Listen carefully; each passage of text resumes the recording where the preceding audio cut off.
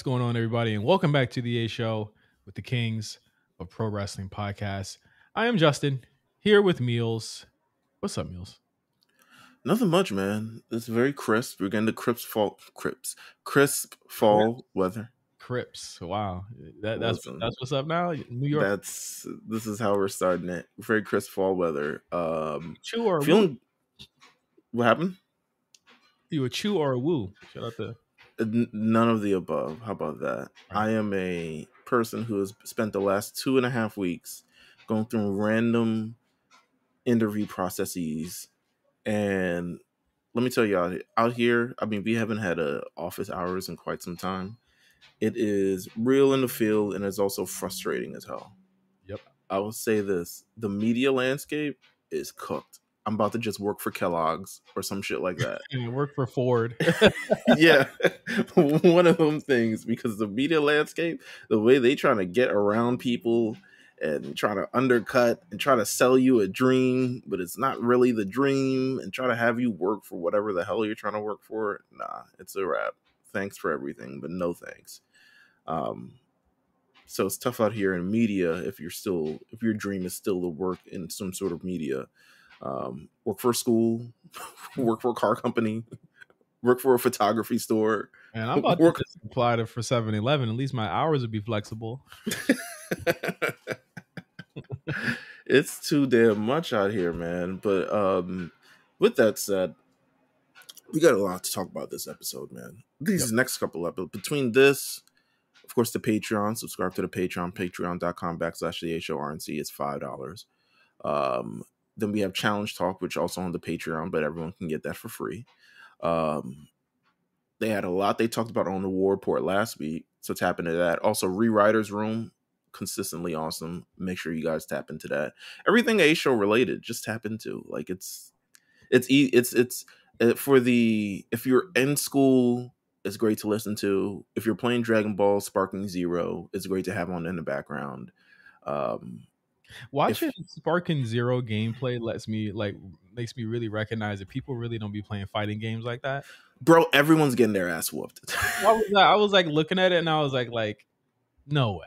I was like some of my fighting game homies was like, yeah, it's like tough, but like it's not like people are no. Like, everyone has been getting their ass whooped, bro. Some of my niggas who got it who fuck with fighting games are not having these types of issues that people are having, but it's okay. It's fine. It's like it's making you realize that not many people play games like this often. It's kind of a lost art, huh? Like the fighting game.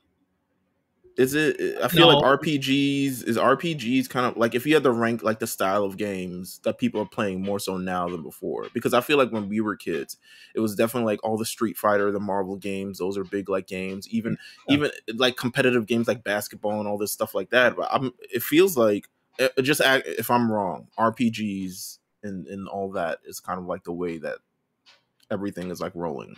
No, well, Street Fighter 6 is by and large the biggest fighting game in the world in terms of Twitch, in terms of everything. But compared to like other games though, like what do you mean? How does it hold up? Like in terms of like compared to like Zelda and like all the other things, like are people? It's a different. But no. Game, though. No, I agree. But are people playing more so like? Is anyone who buys Sparking 0 also playing like other type of games, or you think they're like predominantly like fighting? The people who play in Sparking 0 it's an overlap, right? Because that's the joy and the great thing about Dragon Ball is that it's a lot of different people that love it. So there's people who are playing like this game that are 2K streamers. There are people that play this game that are Street Fighter 6 streamers. Like I was watching one before we started. It's a lot of different people who are coming to play this game. It's not just people who are like RPG. It's people who love Dragon Ball. And that covers a very wide spectrum of people who play games. So obviously, someone who plays Street Fighter 6 and then Tekken and stuff like that, they're having a blast, but they're having an easier time against some of these like story mode bosses than they would against like human people. But like with this game, I'm recognizing it because like this, and it's not to crap on the game. It's not as like advanced as some of the other games that are out right now. So like these people are picking up on it very fast, and the people who don't really play these types of games very often, they're picking up on it, at their own pace. And I'm like looking at it, I'm just like, oh, okay, I get why there might be a difference in how people are attaching themselves to the game right now. I mean, it looks fun. It looks, well, I would say it looks good. And by look, I mean visually, from a perspective. But even the what ifs and all the other things, like, looks like a fun game. I don't I know. would I would love to try it. I'll probably pick it up later. I have way too many games on my backlog. And What are you playing right now? Let's go full war report with it. what am I playing? I'm still playing Street Fighter 6. So I actually started a new character in Street Fighter 6. So I'm trying to get that character to master. So and it was a character that I tried out in February, and I did really bad in my ranking matches, and I ended up in like a very low class. So now I'm gone back to the character, and I'm basically just farming people in this low class. Interesting. Just so I I can love get it. back up. So playing First Six again, obviously playing Balatro. And I'm trying to figure out whether I want to start a Metaphor this week or not. But even if I don't, I want to, just because it's a spooky game, I want to play The Quarry, and that's a game that like I've been trying to replay for a while. And yeah, so I got quite a couple things I need to be playing, and plus I'm playing Borderlands again. So me and Cyrus are playing Borderlands 3 again. So we're doing that. Well, look at that. You're very busy. And I shout don't out know to how you Cyrus. watch. I don't know how you watch all the Halloween shit and play the games and do all the other shit. Like, I barely want to watch basketball and anime at the same time during the year, shout and out wrestling. shout out to Cyrus though, because you know he's going through the whole hurricane stuff right now. That's out there. It is tough, man. This is back to back. Yeah. Like, it hasn't even been. It's been maybe like a week. Mm-hmm. Like, it's tough. So everyone over in Florida, prayers to you. Hope everyone's safe, and everyone who's just kind of in the path of it. You know what I'm saying? Because it affected way more than Florida. Helene did. Affected way more than Florida. So everyone who's in the path, just best of luck, best of wishes. And yeah, shout out to Cyrus. Hope everything's all right with you, man. That's crazy. This is nuts. Yeah. I mean, listen, this type of tragedy, and again, we've seen some of the destruction from like last weekend, and they're getting another one. It's really crazy. And I'm, prayers out to everybody that was in North Carolina, prayers to everybody that's in Florida, prayers to everybody that's in that path. Like, be safe, please be safe. You know what I'm saying? And even I can't imagine. It's been a very long time since I've been around a hurricane. And this was like way back when I was in Virginia. And I know that shit's no joke. So, prayers up to Right. everybody out there facing this thing. But there was something that I wanted to talk to you about, Meelz. Oh, let's talk. Am I Chat coming me in up. low? Am I coming in low on mic? No, no, no. Well, hold on. I only have one ear in because I'm also afraid. So I did look out earlier this week, and I put in both ears. And then this is the AirPods, by the way, which I'm super confused. I'm super kind of like messed up with. The audio, Jamal's audio started leaking out of my ear. Yeesh. So That sounds absolutely frightening the way you describe. yeah. So by I say leaking, I mean like essentially you could hear what Jamal, you could hear what I'm saying, or maybe it was the other way around. Either way, you could hear his audio coming out of my audio when I wasn't speaking. So it's from there on, I've only been using one ear. So you're fine in one ear. Yeah. Actually, maybe turn it up a little bit. You can never go wrong with turning it up. I'm gonna turn myself up a little bit. I've been testing out these. We're making the studio for Blackprint, and so we've been doing a lot of testing of other things. So hold on, let me pause real quick. Right. Studio up. All right, Turn the mic down. Turned up. Hello. All right, but was that a difference? I don't know if our listeners can. Is that a difference? Was this a difference? Turn up a little bit more. Here. There you go. Hold on. Let me put my ears in. This is so great. I'm not cutting any of this out. No, of course. This is magic we're crying here. Baby. Turn the record down. Turn me up. Yeah, there we go. Also, yeah, you could also up it in post. But I think no, you sound good. All right. So there's this Billboard list of biggest pop star of the 21st century. What a First of all, they've been releasing this list at the speed of molasses. I know. I'm like, they're milky. It's at this rate. It's not going to be done until like November. But also, who the fuck? I mean, I guess people will care when it reaches the end, but I don't give a fuck. I stopped caring. I was like, oh, they're at 21 still. All right, I'll care when when it's over. So they released today that Usher is number 11. All right. So we're down to the top. We're down to the top 10. So I want to run this. I want to run this through real quick. So the last I'll say like last 6 have been Shakira, no Weeknd, Shakira, Jay-Z, Miley Cyrus, Justin Timberlake, Nicki Minaj, Eminem, and Usher. So that leaves the top 10. Who are you thinking? Who we thinking is in the finals right now? Let me see who the fuck they got thus far. Top 10, 21st century. I'll tell you who's not there. Taylor Swift. Swift, obviously. I'll tell you who hasn't been called yet. I'll tell you who hasn't been named yet. All right, ready? Okay. Taylor Swift, Beyonce, Adele, Drake, Kanye, Rihanna, Mariah, Justin Bieber, Lady Gaga. I don't think Mariah makes it. Wow, at all? Because she hasn't been named yet. She hasn't been named yet, but I wouldn't. I mean, well, to be fair, I guess. Mimi, Emancipation of Mimi came out. Emancipation of PP. Don't edit that out. Emancipation of Mimi. This is what happens when you have like a fucking niece in the house, right? Emancipation of Mimi was a while ago, is what I was planning to say. It was 20 years ago. So I would say the only thing that would, if she's somewhere in the top 10, it's because of Christmas. I said that too. But the 21st century actually started in it started in what was it, 2000? Yes. So she had a number 1 in 2000, I believe. Yeah. She had multiple. She had Emancipation of Mimi. We Belong Together was named the Billboard Song of the Decade for the 2000s. Yeah, that's true. I'll probably get her. We Belong Together, number 1. Still, though. Don't Forget About Us, number 1. Touch My Body, number 1. Shake It Off, number 2. Obsessed, top 10. It's Like That, top 20. And Bye Bye, top 20. So, like, she got an argument. I mean, she's got an argument. She for sure has got an argument. Christmas she literally has a number 1 every year for the last like 3 years because of as long as she wakes up, she will have a number 1. December 25th, she's gonna have a number 1 for sure. Before that, shit, November 1st is going straight to number 1. So Sabrina, you better move out the fucking way because she. Let's see who. Well, that's interesting. You know what's crazy? I'm interested. Shout out to Billboard for doing this. I would have never picked Billboard to pick Usher over Justin Timberlake.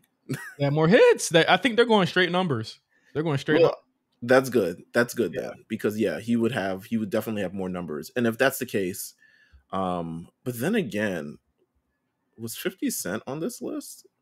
I believe he was an honorable mention. I believe it was honorable mention. I think. Because the thing is that his volume, his success is really measured between like his major success is really like 5 years, less than 3. Remember, it was Get Rich, Massacre, and then Curtis, and that was it. I'm counting. Yeah, that to me is 5. That's 5. Well, 2003, 2007. Yeah, that's like 4 years in. All right. So I mean, I think when it's said and done. This might sound crazy. I honestly feel like Kanye probably be like number 7-ish. And then the top 5 will be. I can't wait for them to be like, hey, man. Hey, man. Hey, man. I know what you're thinking is how the article is going to start. Oh, man. But I mean, it's really left up to, I guess the top 3 would be Swift, Adele, and Drake, huh? You think? Swift, Adele, and Drake. I think Beyonce probably ranks above. Well, I don't know. Adele has numbers, but when you talk about like, but Beyonce has numbers too. Beyonce has. I mean, her volume is not as. But remember, Destiny's Child. This is all in 21st century. She still has Destiny's Child. I don't She count. still has regular Beyond. No, Destiny's Child absolutely fucking Not as a counts. solo. Not as a But solo. it's gonna count like towards her when they talk about how many albums she sold. They include Destiny's Child And for sure. I think he's done more. I mean, he's definitely done more. I think from terms of like numbers wise, for sure. And Drake has more number ones for sure. I would say the top one is going to be Taylor Swift. Yeah, for sure. Then it's going to be Drake. Yeah. I can take either Adele or Beyonce, kind of whichever way. It really does depend because Beyonce does have like a 10-year head start on Adele, low key. For sure. Yeah. And that last Adele joint didn't really do much, quite as it's kept. No one really talks about it, but it had a huge promotional push, and it didn't really do much. I think because she had to cancel her tour. She had to cancel a lot of other things because of her injuries and stuff. And she was like, listen, I'm just do Vegas and whatever. I'm just peace out. Shout out to white people, man. Y'all can just say like, I don't want to do this anymore. I quit. I quit. It's crazy. Meanwhile, we got fucking Quavo and Lenny Kravitz trying to bring back. White people got it so good.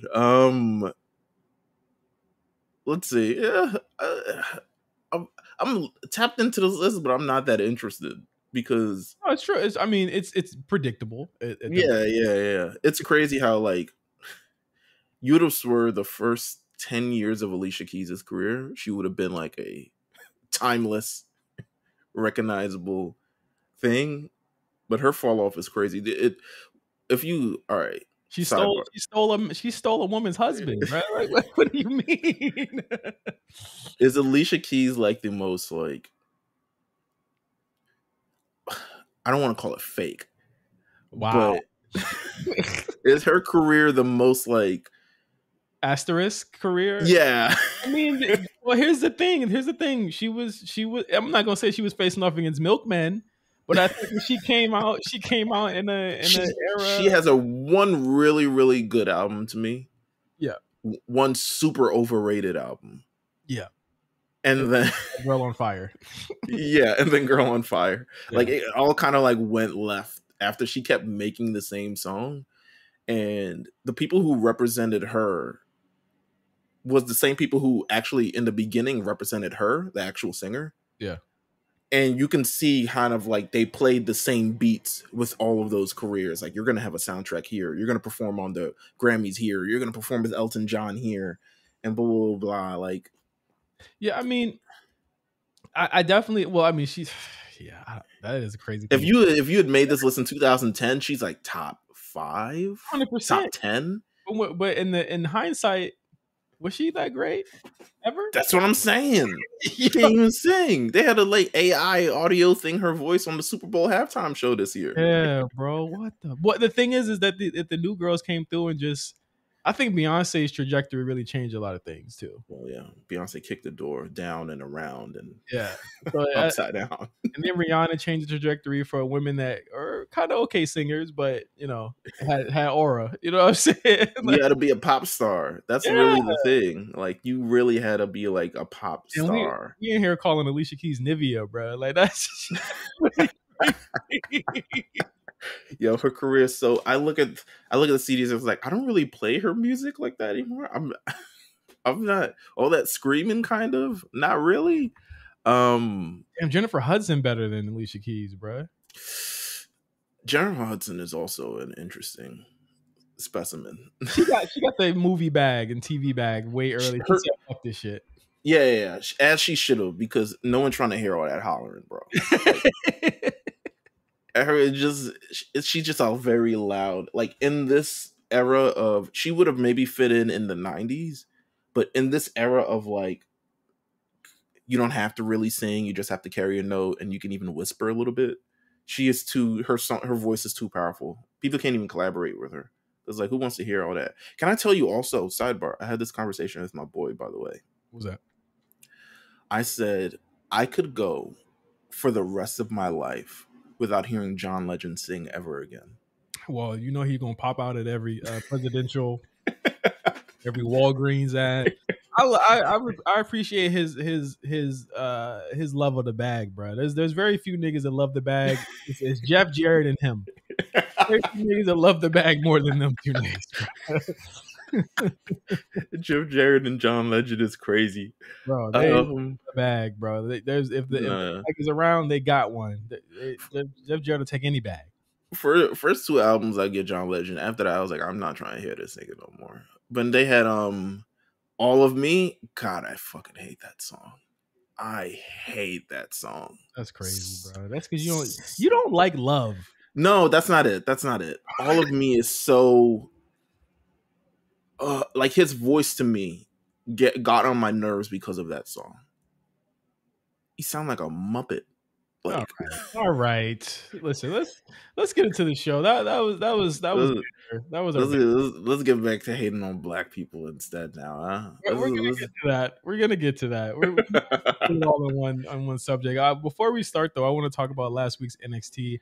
I thought a stellar show from Chicago last week. It felt like a takeover in a lot of ways, with some segments obviously for TV, but I think like before we talk about the show, I want to talk about the presentation on CW, because there's certain things that I think that like I don't think they're net negatives, but I think they're very different than what we're used to when watching NXT from in that frame.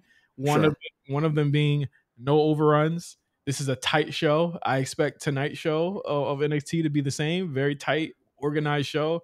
They're gonna have to hit their marks. Like ain't no more going overtime. So like I would almost expect, Meelz, that a lot of the developmental talent that are on these shows will not be on there anymore because of how tight. For sure. Like that fucking Brooks Jensen. Yeah, it's a tough world, baby. You're gonna have to get with it or get out, bro, because they only have people on that show that can hit their mark. and I almost felt like Trick and Ethan. Damn, yeah. Punk was like, "Nigga, get up. We can't be doing this long shit." They hit the knee, and they're like, Ethan Page was very much like, "I'm not trying to get fired on my first big show." Yeah, hit me with the knee. I'm gonna lay down. Let's go. They didn't even get the GTS. They're like, no. Yeah, 10 o'clock news. Digital extra. They was keep it moving. So it was a very tight show. But also one thing that I forget about, and then it's weird that we forget about this, but I also felt like SmackDown commercials on Fox were not that long. These were some long feeling commercials, at least 3 to 3:30 every single time there was a commercial break, and there were a lot of them, and no picture in picture. Yeah, USA did not do their big one here. It's an interesting, and then even Raw, right? 2 hours of Raw, like. It felt different for sure. I think, to be honest with you, I think there's a lot of the way you approach Raw is the way you approach SmackDown. Not everyone's going to be on every show. I'm going to be real, and this is going to sound really controversial, considering how much we complain about it. I like 2 hour Raw, but I was like, this don't feel like the same show. This don't feel right to me. This don't feel right. No, I understand. Yeah. I understand. First of all, it was 10 o'clock, and I was just like, what do I do? Like, what? I literally was like, well, guess I'll go. Those are my first 3 words. Guess I'll go watch more Sparking Zero. I'll watch more One Piece. It was odd, but again, with NXT, like, just as a show, like, what did you feel about it as a show last week? I thought it was definitely PLE-esque. I think what they could have done is, and this is a controversial take from me, I don't think we needed the Miz TV segment. Yes. It felt a little like, if you're going to use time, if you only have precious time, I don't think we need to dedicate more than like 9 minutes to promote this match that's going to happen next week that people are just going to tune in for anyway. I think you could have done 3-minute backstage encounter, blah, blah, blah, or like a video package or something of the rather, and we could have got it out of here. I thought, listen, Zach Wentz was fine for some employment right here. I think he got it. I'm quite sure he got it. Zach Wentz said, listen, I'm back. And I think that he's like a great addition to the show if you're looking for more, and especially with, and we'll talk about contract stuff, as we talk about some teasers that happened over the past couple of days. I think that the show might need him in the absence of what I'm guessing NXT will be missing with the Lucha Brothers, who won't be there imminently anymore. And you could realistically just have him there and replace. No, absolutely. I think they did it. We got the surprise of Cora Jade return. I expected more returns, but Cora Jade is fine for the show. Maybe they'll have something this week, considering it's going head to head with AEW. I think if you had that many returns on that show, you take away from Trick's moment, and I think that everything was kind of built to giving him that moment at the end. Right, right. Well, it's not even really going head to head with AEW today, because NXT is doing 8 to 10, AEW is doing 9 to 11. So it'll really only be 1 hour head to head. Good luck. If you get beat by Obafemi and Tony D'Angelo, I don't know what to tell you anymore, my brother. Hey, man, listen. On the other side of the thing is Daniel Bryan and Paul Gruber versus says I don't know his actual name anymore. I promise you, bro. Ever since I told everybody what his real name was, no one calls him Wheeler Yuta anymore. No, I completely spaced on his name. I just know Paul Gruber versus Pac and Claudio, and I was like, this is what you had people wait an additional 30 minutes for. We didn't even talk about this stupid fucking deal. The deal was announced last Wednesday. Oh yeah, so it's like we didn't even have a space to talk about this deal, but like. You made people wait an additional 30 minutes just to set up a fucking tag match that you could have had anyway. Like, what the fuck is wrong with you people? With that said, I liked NXT. I thought it had a great... If you're looking for what this brand is about and the characters who are featured, they had all of them. You know what I'm saying? I think they want to feature Zach Wentz and Wesley. I think they want to feature Trick and Ethan Page. They definitely had Roxanne and Julia. Julia looked amazing. You know what I'm saying? Like, she looked like she quickly was like, all right, I'm here. I belong. You know what I'm saying? You had Bianca Belair, Jade Cargill show up to crush Fatal Attraction and Fatal Influence. Fatal Influence? Yes. And you had also Jada Parker and Lola Vice. It was like, these are the two girls, the cornerstone of our division, who's also moving up. So you had a little bit of everything on this show. It was a great, great first show. This second show, I'm interested to see how it looks. It's got Randy Orton there, but it's looking kind of shaky. All the ticket sales, I was like, they're not really selling tickets like that. Might have hit the market a little bit too hard with Raw last night. Yeah. But we're gonna get a show, and we're gonna see how it goes. I liked it a lot. Julia she's ready, pal. I don't think that loss took anything away. From her at all. She could be called up right now. Yeah, she could. she's got the time and she's ready. I think that it's cool that she's still down there and she's going to be able to kind of lend her help to a lot of the people there, but also just be a star.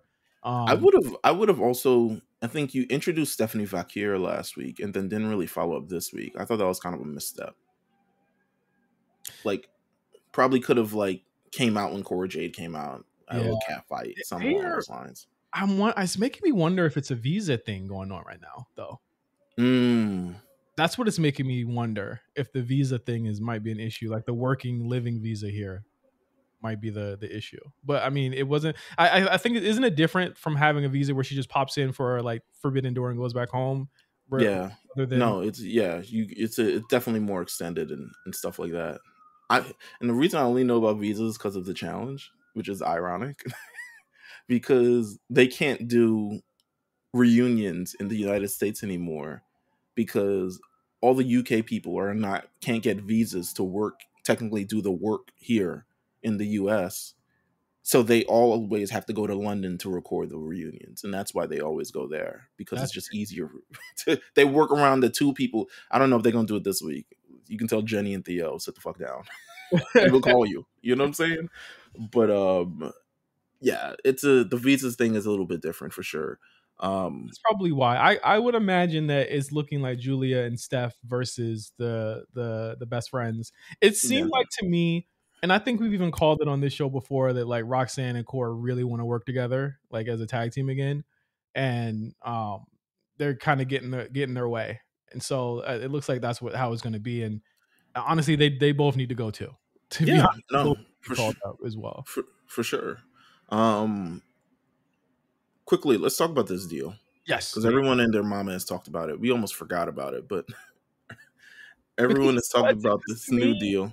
to me, this deal in a way with AEW and WBD is also is like is expected. Like no one thought they weren't getting a deal, and for everyone that I keep seeing people dunk on people that were like, I don't remember seeing anyone.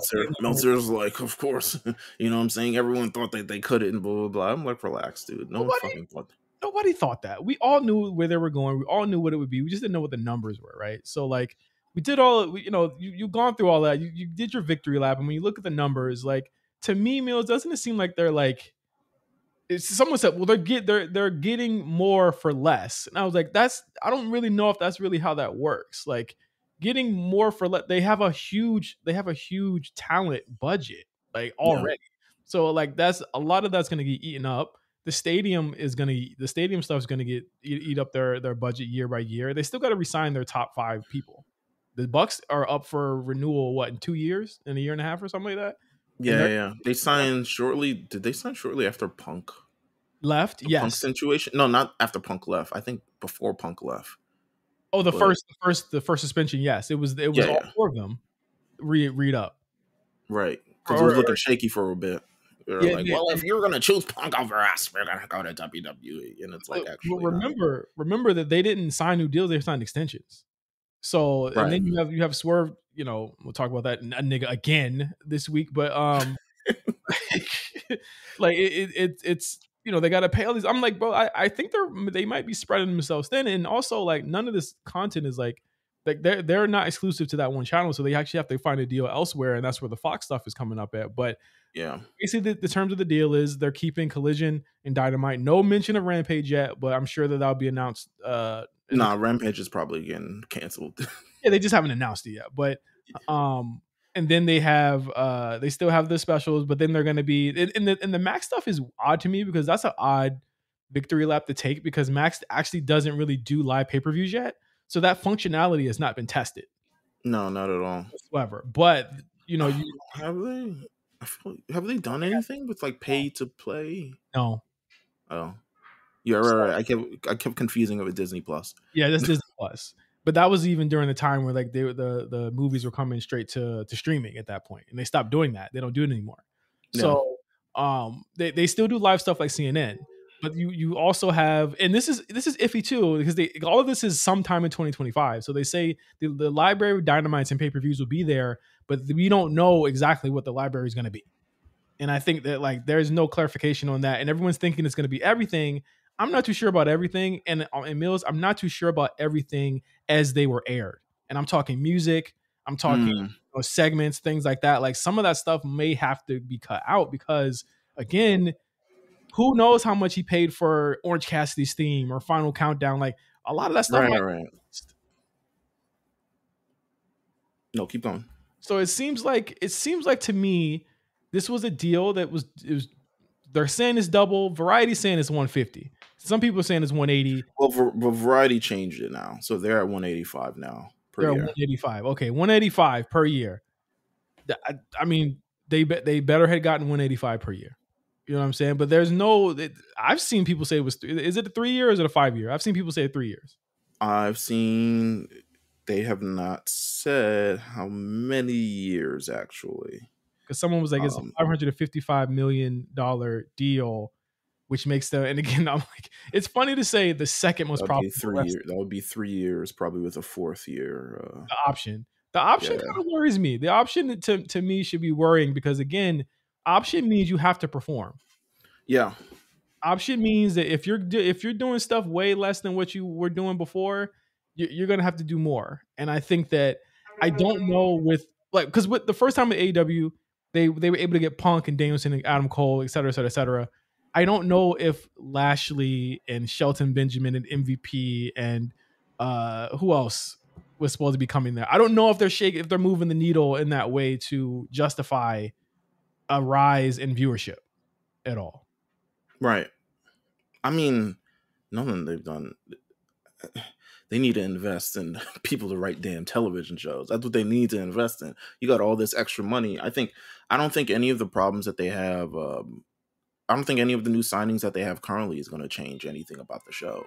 I think, in fact, they end up ruining a lot more things with these signings than anything. I mean, we take a look at Ricochet last week and kind of like how that Ricochet Ospreay match kind of went. It was the most befuddling result that I've ever seen in my life. Let's For a talk match about it. that you presented you promoted for 2 weeks. You promoted it so much that you did not include him in the damn Grand Slam show, but you are like, okay, but we got this for the 5th anniversary show. You opened the show with it. It leads to a draw, and then you restart the match, and then it's a double count out. So it's kind of like, to me, it's a DQ. Sorry, DQ. It's just confusing about why you would want to have the match anyway at all. Like, I'm gonna be real, Meelz. I was joking. Right? I was joking. I was joking with the whole Ricochet thing. These niggas really did that, though. No, they absolutely did. Like, it's the most. I was looking for. I mean, of course I'm watching the challenge on Wednesdays. That's my priority. It is all AEW. But I was like, I'm DVR this match. I didn't know it was starting the show. I thought I would be able to come in 9:30, and it would have been on. You know what I'm saying? I thought they would have started with Brian and fucking another guy. And had like a 30-minute no commercials type vibe just so they could deal with their Continental title bullshit. But no, they start off the show with it, and it was the worst kind of like starting to a show that I was like, this is so confusing. And then people now are so very, very critical. The landscape of what this match was in 2016 compared to where it is now is completely different. So people are generally a lot more critical of these matches now. And to be honest with you, that's in part to the Meltzers of the world and the Alvarez's of the world, the people who also hold up these things. I'm sure Alvarez and Meltzer gave this like 4.5 stars or whatever the fuck they did. He did. But they're the ones who just 2 months ago, when it's Kalani and Sol Ruka, it's just flippy bullshit. You know what I'm saying? Yeah. So it's kind of now you're the same match that happened before. And I'm not going to say both guys did a tremendous job in kind of what they're doing, but in terms of the story being told, you got to elevate the story a little bit to fit with these new standards 2024. What the backflip and the double pose that worked then may not work as well now. Now people went up for it in the crowd. I think they're trained seals at this point. Yeah, it's Pavlov. It's Pavlovian, bro. If you see you cheer, bro. Like this is you clap. He was like, "Oh, this is the part where we clap." But no, it's stuff like that like when you think of the New Deal and when you look at kind of like, because this company has had, and you know what, it's also so weird. I feel like we're the only true podcast that really talk about it. I don't know if much other people care, but I'm glad that we are.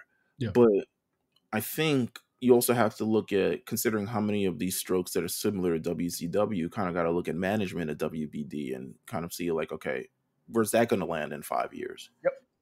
Yep. Because the landscape as we talk about now, listen, with everything going on is different, bro. It just is. Joker 2. Granted, no one who made the movie is going to get fired for it, but it was under Zaslav's watch that movie's doing as terrible as it is. That movie's going to lose a lot of money, Meelz. A hell of a lot of money. Just off of sheer fucking critical reception. It's terrible. And the thing is everyone's pretty much wiped their hands of it, but you always look at the leader who let that shit happen. You know what I mean? So right. It's another example of a failure on his watch. If he goes and someone gets into that position, or they sell the company again, Lord forbid, I hope not for all the people that work there. I hope that does not happen. They're going to look at the books and they're going to say, oh, what the fuck? I don't understand how, sorry, bro. I don't understand how you make it a musical. Like, well, I think there was a really good Hollywood Reporter article that came out yesterday about it's actually titled quite funnily, here's why no one's going to get fired for Joker before they do. Like this is why. So essentially the movie's concept and the story was all Joaquin Phoenix. It was a dream that he had, right? Mm-hmm. But it was all concepted and it was greenlit. Okay, so like one thing I'll say, WB would have been dumb to not make a sequel to that movie. It made $1 billion. It was extremely popular. So I don't fault them for making a sequel. No one should fault them for making a sequel to the movie, period. Right. But remember when all the DC people got fired? I don't know if you remember this, but there was a point where all the DC people in charge got fired and they got replaced. Mm-hmm. James Gunn. So in between that 9 months where James Gunn came in, Joker was being filmed and no one was really touching it. No one had any clue, because the thing is that like no one was going to tell him no, essentially.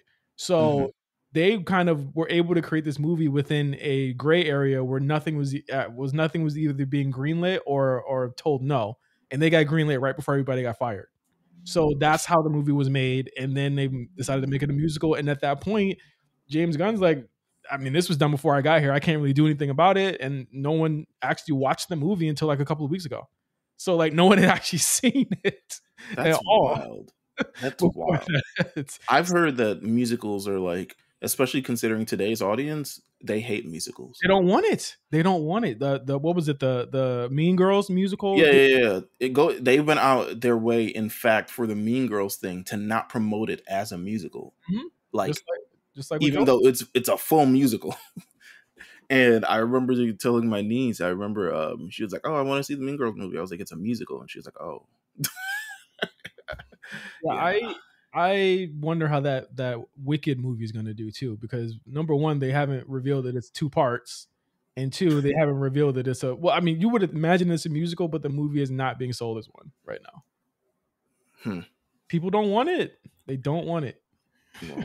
They don't want that shit. Well, back to AEW. They got their new deal. Pay-per-views on Max, shows on Max, streaming on Max. Interested to see how this works out for them in the long run.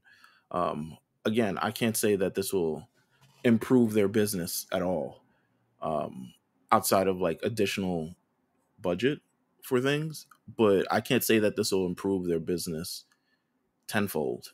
You know, they're just not hot right now.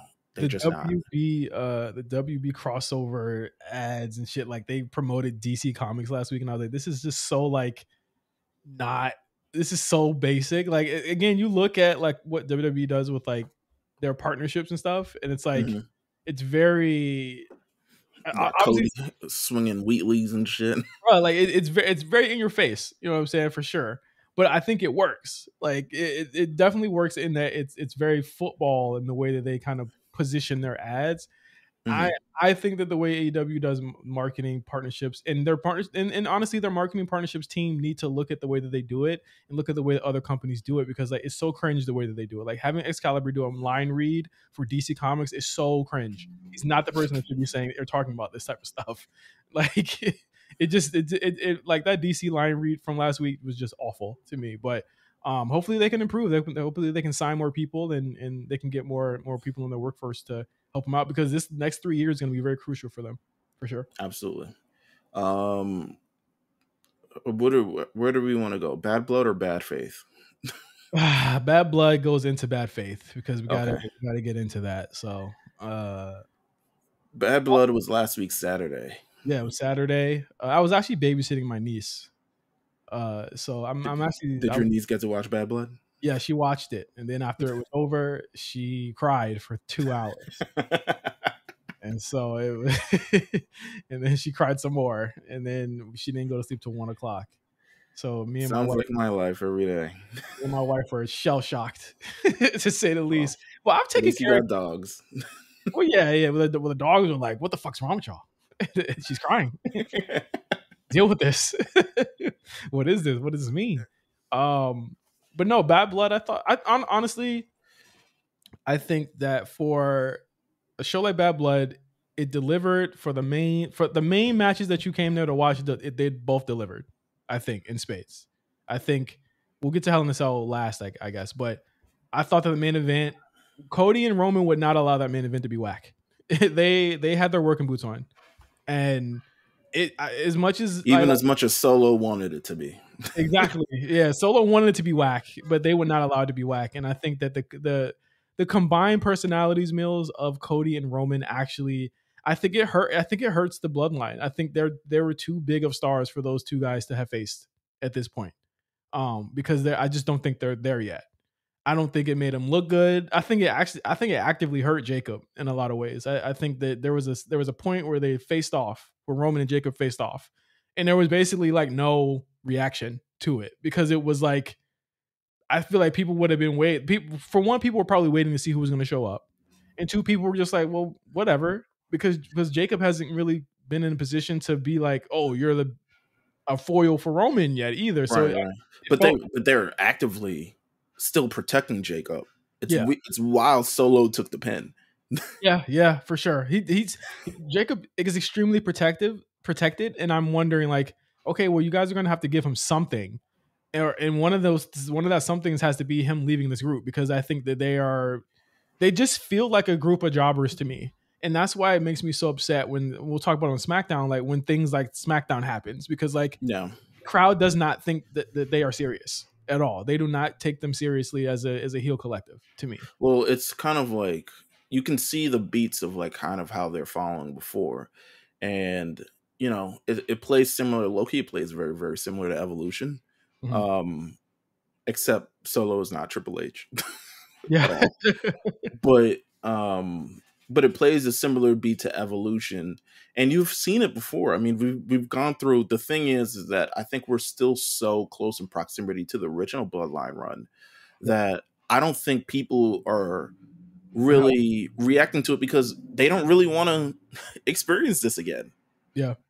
Yeah, If it was like 5 years, maybe you get a better reaction, but like we just came out of that 3-year run. or I'll raise you this: if they experience it, they want to see it with the big name people. Now they don't want to see it like they want to see The Rock. They were very excited for that. They want to see how that shakes out, and I think this it's again natural progression of it. But like the combined powers of Cody and Roman, I think were way too big for these two right now at this juncture. Yeah. Um, I thought that Roman, is as much as I get on him about not being on TV, it feels really good to have him back in ring. And he had his working boots on. He looked great, by the way. Also, like I thought that again, it worked because they wanted it to work, and Cody did the big spots that he always does to make sure that these types of things work. Of course, like you mentioned before, Solo takes the pin. Jimmy Uso comes back, huge pop for Jimmy, and Huge for Jimmy. I clapped for that. I was like, that was a great way to do it because I love the camera too. You see him in your peripheral. You see someone standing there, and Right. then Solo, like, who the fuck is that? And then he takes the mask off and he takes the hood off. And again, a good callback to what he did to Jay. Mhm. He did it to his other brother this time. And I couldn't have asked for a better final stretch of that main event. And then you had Rock come out. I guess the question right now is, well, two big things happened, right, Meelz, at the end of Sure. that. Well, I guess three if we're going to talk about the other thing, but two big things happened in story. The Rock comes out, he counts to three, which I'm guessing is Jimmy, Cody, and Roman, and says, "You motherfuckers is dead." Then he leaves, and I'm like, okay. Then he proceeds. I was like, what does that mean?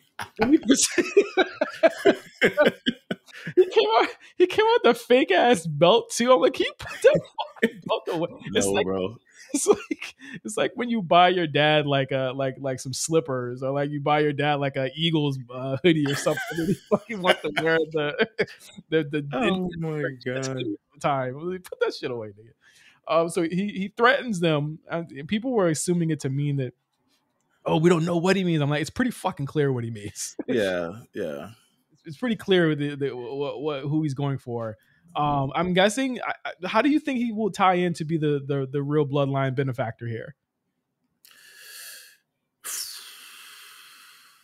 I feel like I don't know, but it's going to take a while for him to do it. I don't expect him on another show very soon. For a while, yeah, he's not going to be back for a while.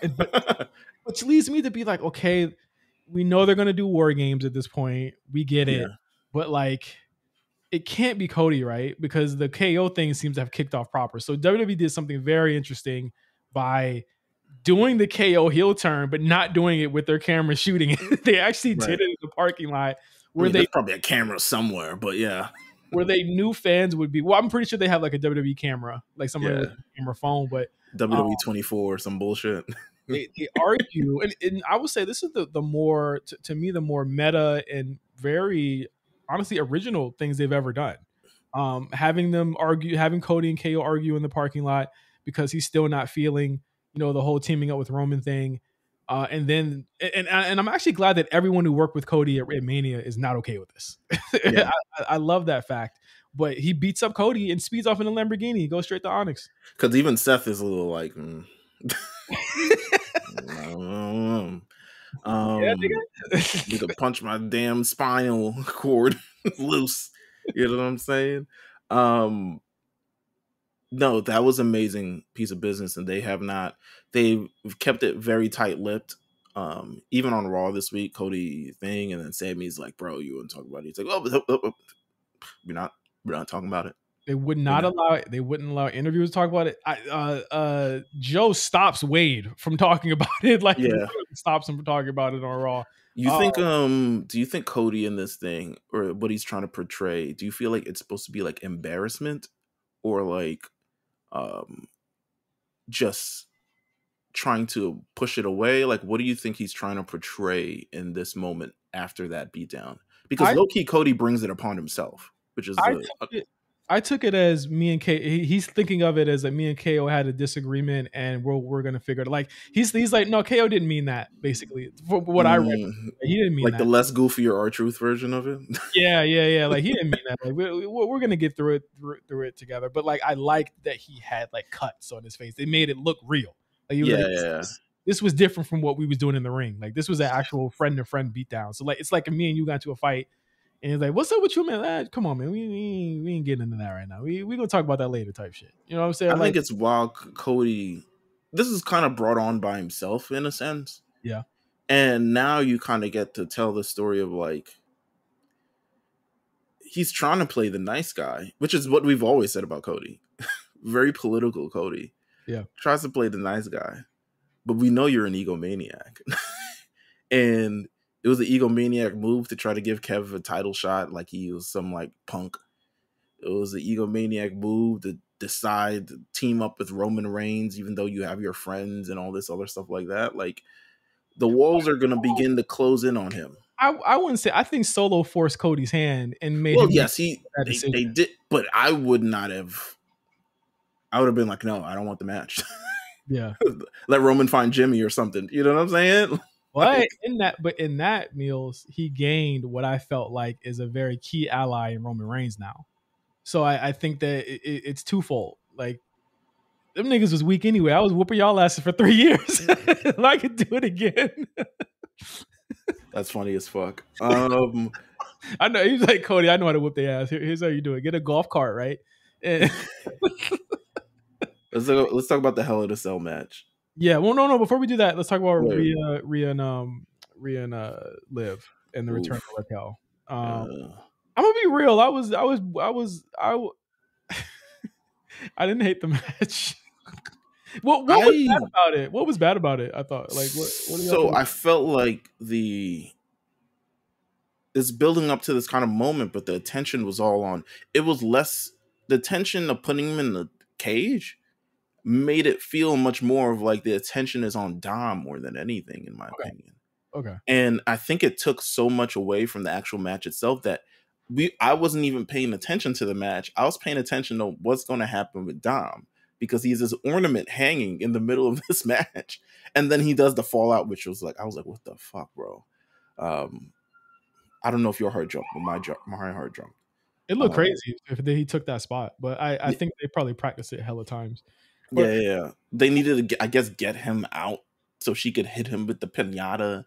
Yeah. And even though she's in a world title match, and the ref said, "You cool? I'm cool with that." Ref was like, "Hey, I understand," and I was like, "Bro, cool, bro." I mean, honestly, I thought I'm gonna be real. I thought this was better than the Damian Priest Finn match. I thought this was more notable than that match for sure. I think with the intro of Raquel. The Damian Finn match was a Raw match to me. I was like, they could have saved this. This had no heat behind it. And to have Damian win is crazy. To have Damian win is crazy to me. Is it? I feel like it's over now. But he's basically said at the press conference it's not. So I don't know how they're going to do it. And they weren't on the show last week, so who knows? Okay. The finish to Rhea Liv was not great. All right? It wasn't good at all. I thought it was it was like bad choreography, but then apparently the ref had to DQ because he saw it. because he saw it happen. So like, but you know what made it suck even more? He had that fucking camera on. So Yeah, like a dumbass. he couldn't lie and say he didn't see it because he had the camera on. They would have been able to see it. So it wasn't Yeah, great. And I fucking saw like somebody say Spy Kids and shit, bro. I saw somebody say like, "Oh, nobody give a fuck about Raquel Rodriguez." I was like, "Well, to be clear with you, like it was very hard to give a fuck about her before she left. So I think this is a net positive for where she was before she left. I'm not gonna lie, to you. Like she was barely See, giving a fuck about before she left. I think this is probably the best role for her. Yes, I mean, we're gonna do I mean, again, it's gonna be the Batista, the Jacob Fatu, the thing. Eventually, she'll turn on Liv and all this other shit like that, and she'll have a big moment, and she'll be big mommy cool again, and all this other bullshit like that. But this is probably where she needs to be honest with you, because like the face thing wasn't working. It wasn't giant Latina princess was not really working. So I'm glad they managed to flip both of their allegiance to kind of thing with Rhea. I'm assuming she'll feud with Rhea for the remainder of the year. I'm assuming December, as they're winding down the shows, big street fight between these two. yeah, for sure. Or top of January, wherever the hell it's going to be. And to your point, right? And to your point, right? Everyone's saying that it was about Dom. I feel like the Rhea thing kind of puts Dom out. Like I feel like it actually makes the Dom, Raquel thing puts him out. yeah, sure. the Raquel thing. Yeah, I'm sorry. The Raquel thing actually positions Dom away from this feud again. So like, I mean, people are gonna get their wish. I just think that, and then we'll talk about it later. Like I feel like there's a lot of bad faith stuff going around. I feel like Rhea for sure. Like one thing you said in the chat, I was like, and I thought it was very true. They were like, well, I mean, the way that they booked the match, like Dom should be getting the match against Rhea. You know what I'm saying? But I feel like you're right. But now it feels like no, the Dom stuff with Rhea is over with. I feel like she got her licks.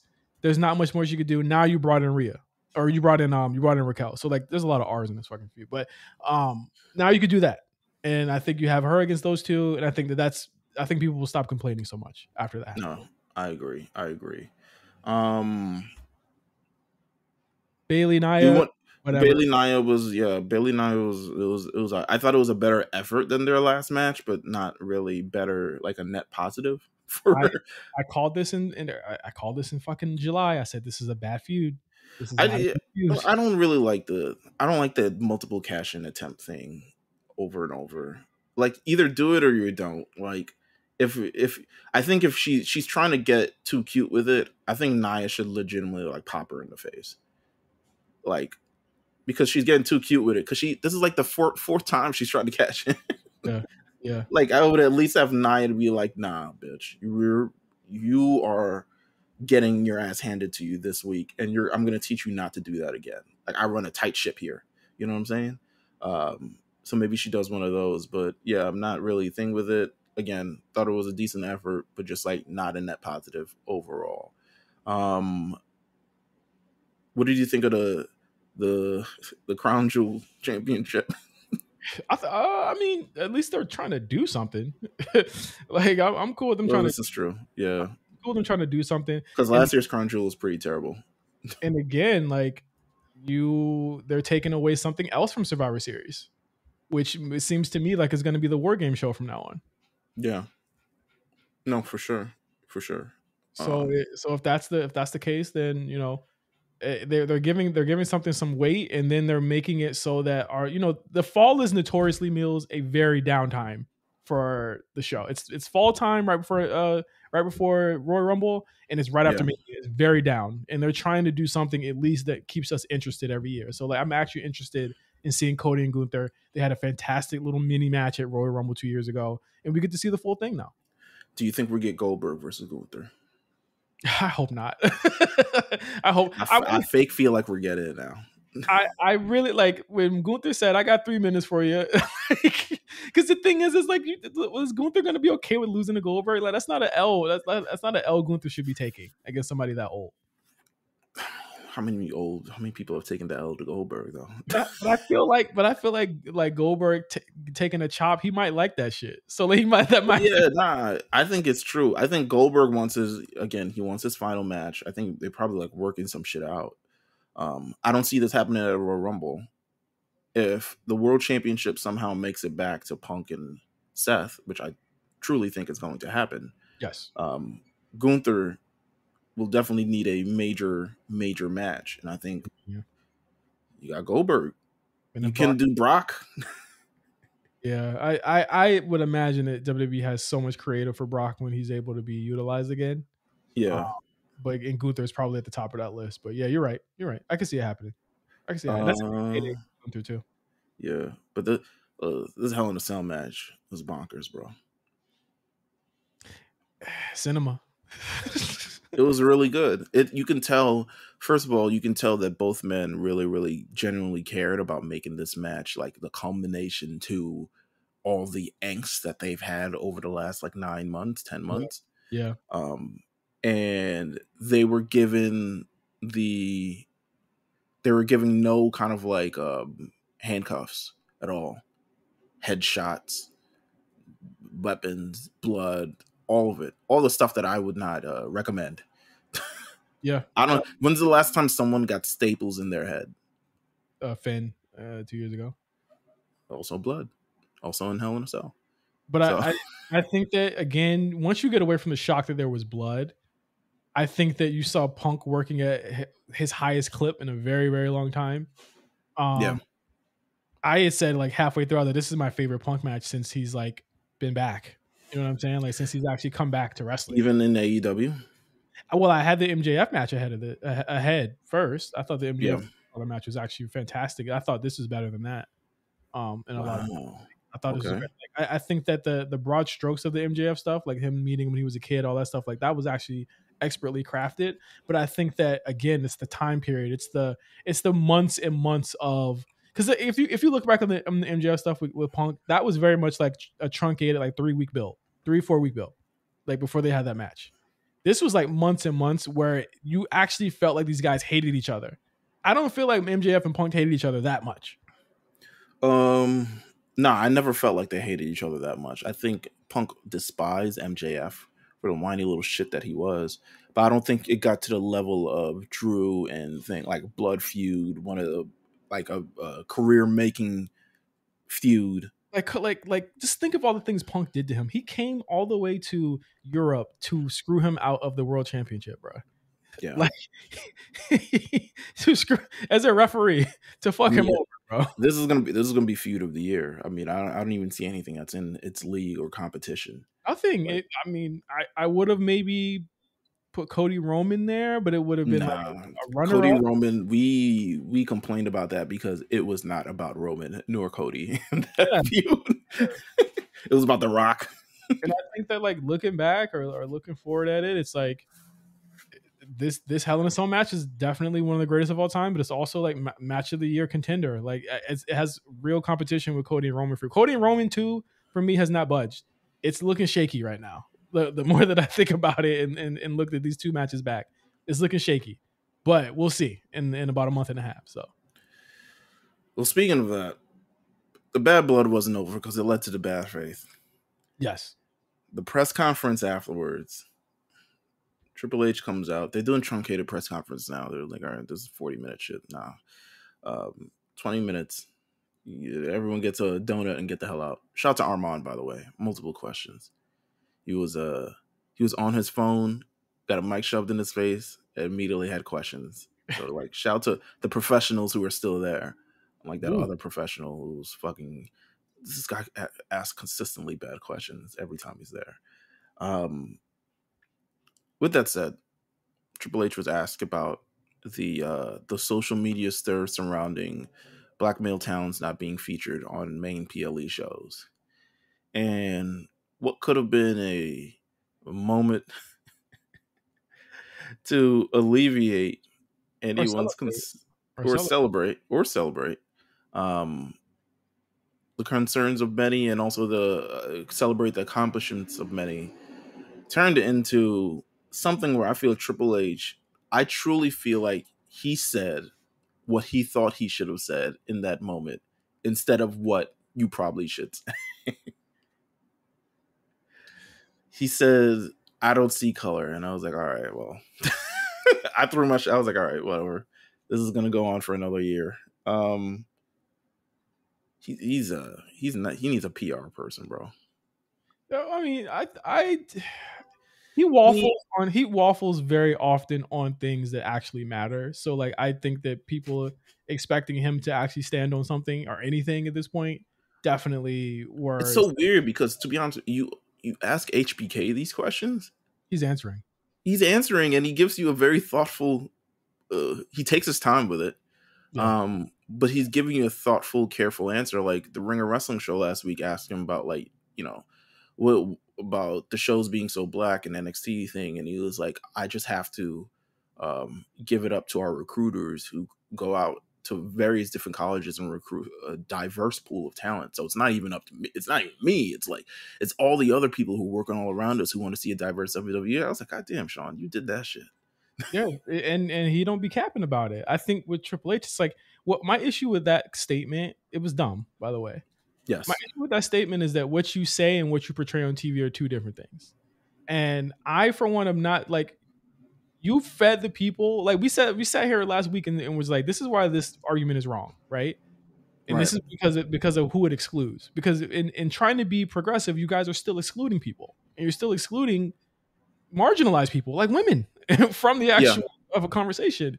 So like for him to say that, but on TV we see something completely different is so frustrating that he did that, because at the end of the day, you are way more progressive than what people are thinking. That your shows or your creative or your writers are way more progressive than what people say. There is a clear delineation between there's black male talents that are in tag teams that are not breaking up, and that's the New Day who might break up, and that's Street Profits who aren't going to break up now either. Or you have Pacific Islanders at the top of the card. So it's either or there, right? But there's never, Right. we said this last week, there is no storyline of SmackDown that doesn't have a black person in it at all. That used to not be the case. I don't think he has to get as granular in those details as that. But if he would have just said, I'm proud of all of my talent, white, black, in between, Asian, whatever. If you guys want more black male talent, I'm gonna look into this, and we're gonna do that, because I think we have a great roster of talent, period, on our show, and we're gonna look into that. And we're gonna make it better. Boom, the end. All you have to do is say you're trying. We see that they're trying to do it, but Yeah. say it. It was so frustrating to hear him say that, when what we see on TV is so clearly different from what you said. Like, you don't just see talent. I know for sure you don't just fucking you see color, nigga. I know. Right. Because then it makes it seem like, oh, you're not talented enough to be on a PLE. Yeah. So there's been more than a number of times where H has stuck his own foot in his own mouth with these situations. But I think part of me thinks mostly, if I'm keeping it less than like, oh, he's discriminating against certain people, because to be honest with you, I think a lot of these, we talk about these bad faith arguments, a lot of people are just mad if their favorites are not in a role where they feel like they should be. And the reality is, this is a show with multiple people on it. Not everyone's going to be there. But I do think H has his favorites on the show. Yeah. And I think he has his favorites, the people that he goes to quite often with a lot of these things. And I think it's people who he can definitely trust. And I think it's Rhea. I think it's Damien. I think it's Bailey. I think it's like, it's so many other, Cody. Naomi, like all these other people. Like, I think he has his favorites of people who he trusts. Like, I put him on the show, they're going to get a great response and it's going to look great on TV. And I think it's that.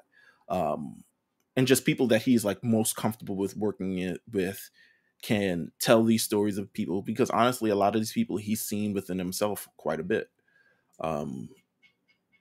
However, with that said,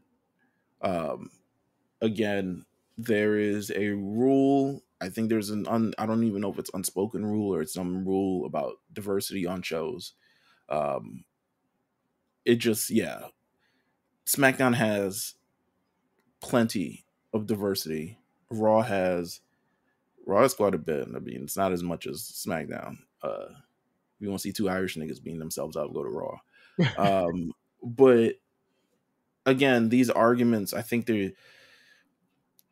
people are getting lost in the weeds with these things. And the difference is, so I want to ask this, what's the difference between kind of like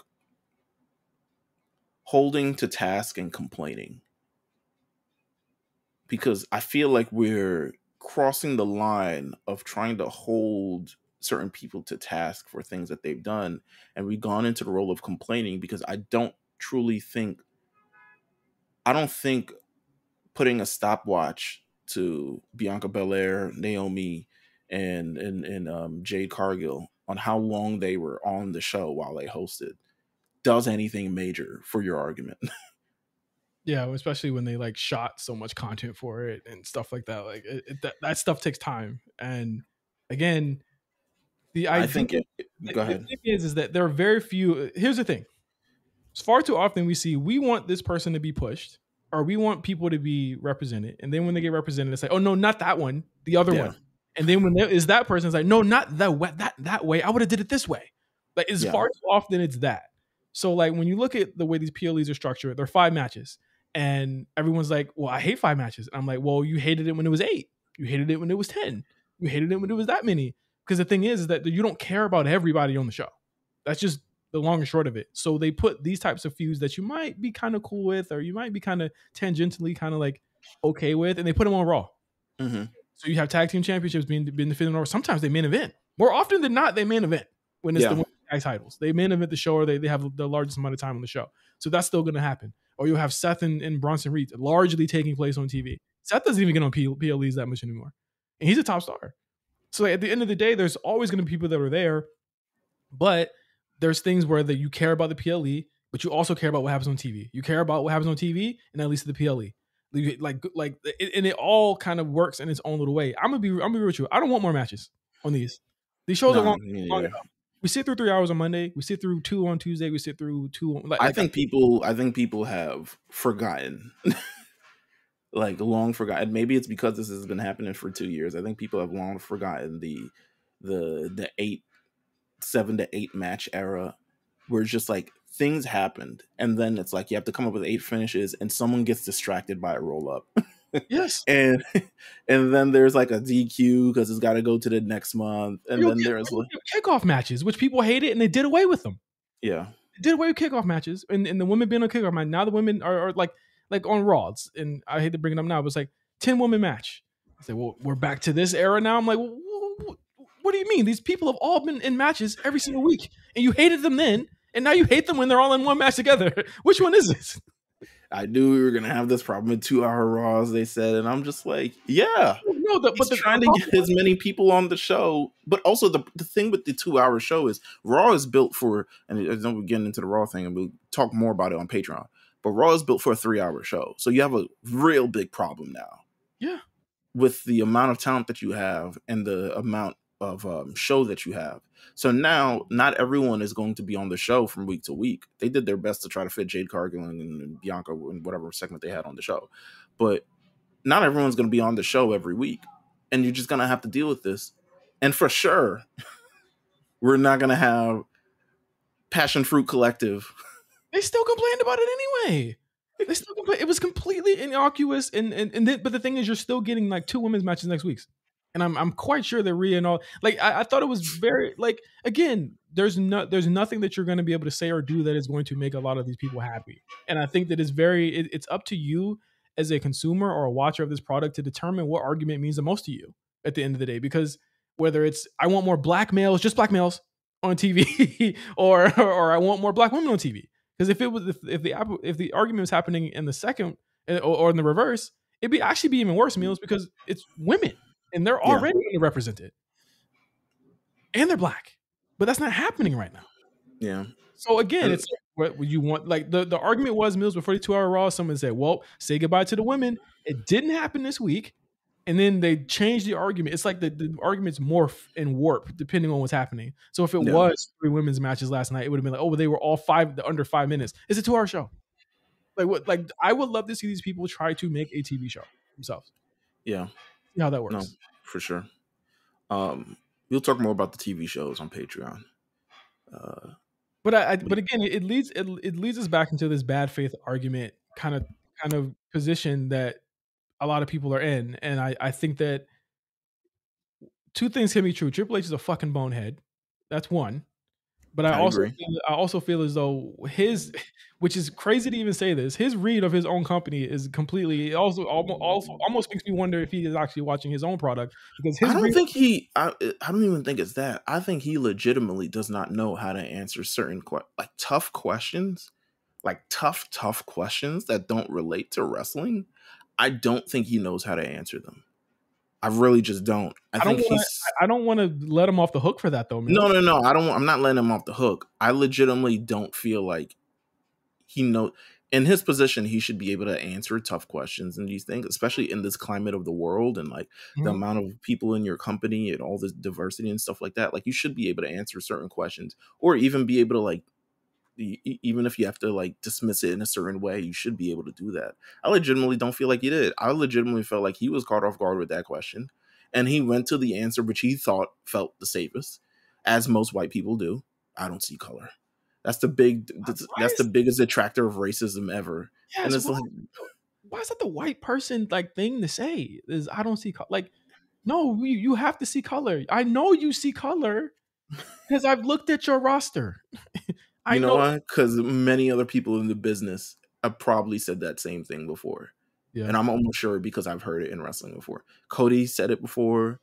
JR said it before. A lot of other people have said it before.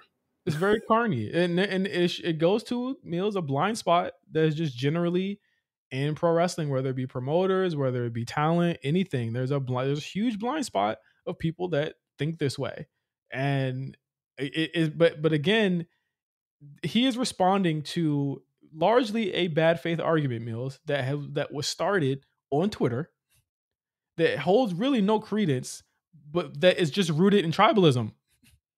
Like, let's just be real. This is rooted in an argument that was brought from the timeline. It was brought from the Because timeline to because Swerve is on TV and other niggas yes, aren't. yes. I'm like, there's mad people on TV. What are you talking about? Again, I don't get it. I think that it was the right question to ask. Wrong person, I guess, to answer that shit. I guess I don't know what Yeah. Triple H is thinking. Um, but we also have again, this argument is going to continue on. He's not gonna, and again, he's not gonna respond to I think any of this. By the way, I think he's gonna continue moving forward. But I thought it was funny that there were some outlets that were like He WWE. dapped up Sexy Red. He was like, all right, you know, Sexy Red niggas? I thought it was interesting and almost kind of whack that um there were so many outlets that reported that WWE was paying attention to these comments that were online. And I think Triple H's answer proved that they definitely aren't. Like they definitely are not paying attention to any of that shit right now. Big facts. Like for him to say that out there, I was like, oh, so whoever fed them that news was definitely capping. They definitely didn't know what they were. Well, it was probably PR. True. It was probably, hey, we're just cleaning this up. This is what we should say. And yeah, it just didn't get to age. Yeah, I don't know. Bad Blood, completely fine show. I thought Atlanta loved it. They were up for it all night, and I thought it was a completely solid pay per view, in my opinion. Absolutely. Yeah, I think that's it for the A show this week. We're going to talk about Raw and SmackDown on our Patreon today, so make sure you check that out. $5 down to get the paid show. And yeah, so for Meelz, I'm Justin. Thank you guys for listening to the A show. We'll talk to you guys next week. Peace.